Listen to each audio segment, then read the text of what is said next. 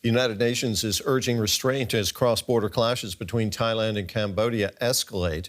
Thailand says 2 more of its soldiers have been killed in fighting, while Cambodia says 2 civilians have died.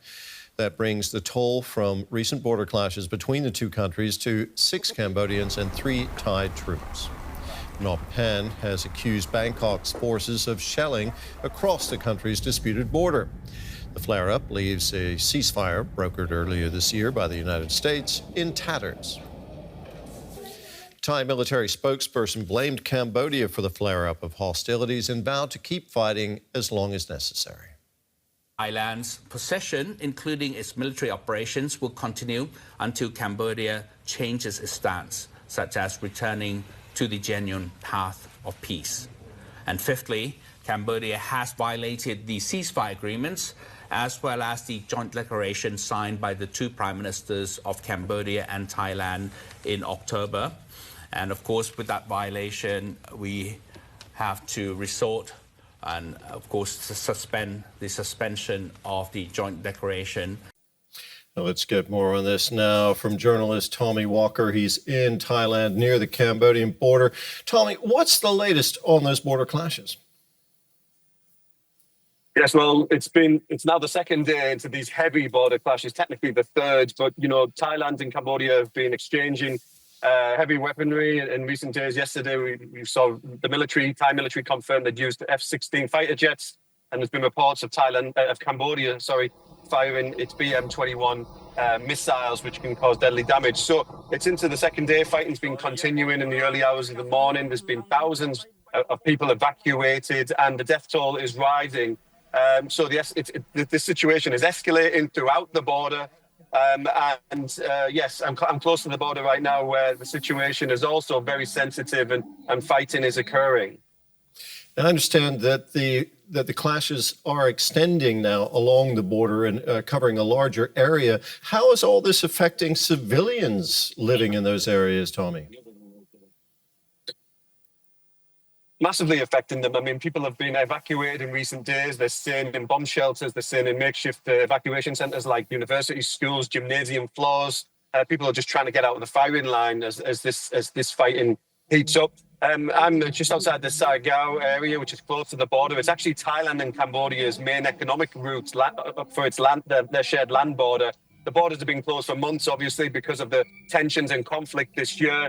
But in July, when this conflict really broke out, this part of Thailand hadn't seen any fighting. It was seen as being protected because of the economic value. However, in recent days, there has been fighting in Saigao and the border area of Cambodia, which just signals and gives you an idea of how much the fighting is now spreading to other parts of this 800-kilometre shared border.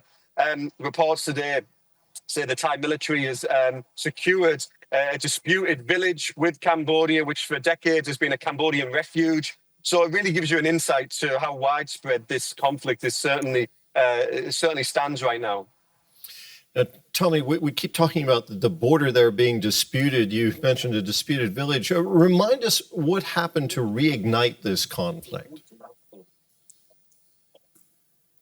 Well, part of the reason why the conflict's been reignited is that despite the ceasefire agreements that were signed, one at the end of July and one in October, which was brokered by US President Donald Trump, part of the reason why the tensions have continued is because there has been small skirmishes at the border, small arms fire. There's been landmine issues, which is a common issue where Thai soldiers have been getting injured by standalone landmines. Thailand accuses Cambodia of newly planting them. Cambodia denies this.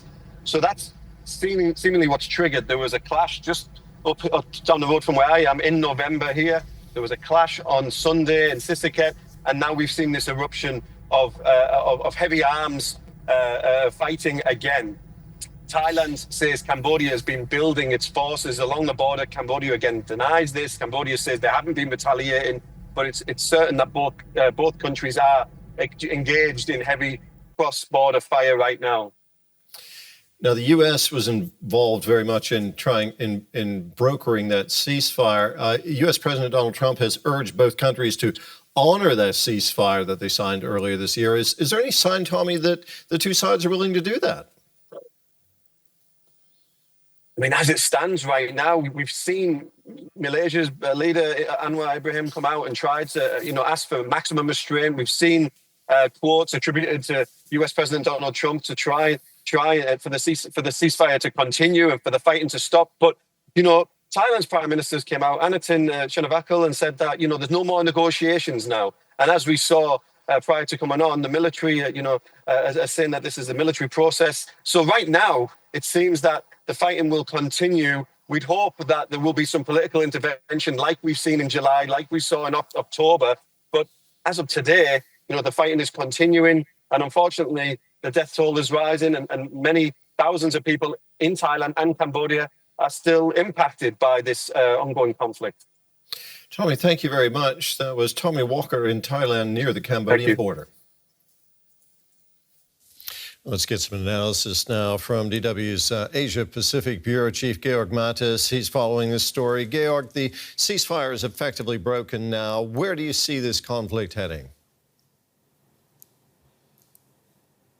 I think, Terry, the threat of further escalation here is very real. We have long surpassed the point where economic restraints or economic concern could have restrained the two parties here, because you have to see that the economic fallout of all of this for tourism, for cross-border trade is absolutely massive, and that burden will be carried by the citizens of these two nations. I think the key insight one has to get at this point is that the peace deal, the big announced peace deal by Donald Trump here lacked two essential criteria.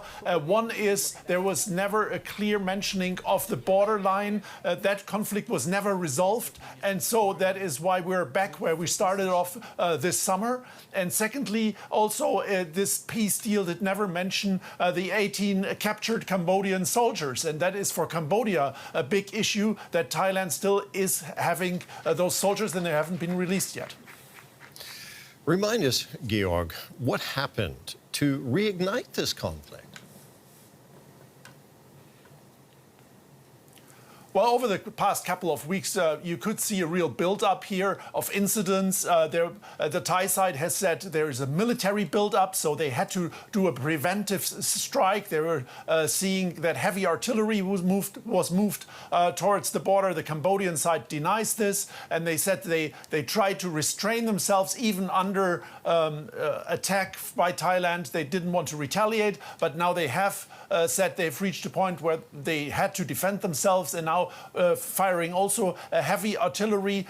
So both sides, again, blaming each other in heavy fighting ongoing. I think at this point we also need to take a look, if we look at the sources of why this is happening now, is a huge buildup of nationalist propaganda on social media. I think that is a real key accelerator in this conflict. Over the past weeks and months, you could really see on social media nationalism going sky high. Even incidents like the flooding in Hat Yai in southern Thailand was mocked at from the Cambodian side. The Thai side, on the other hand, was laughing about Cambodians not being able to visit hospitals in Thailand, which is a key source for medical services for Cambodian people. So you could see a build-up, and partly I would say this is also the result that tensions are now escalating. Georg, thank you very much. That was our correspondent Georg Matthes in Jakarta.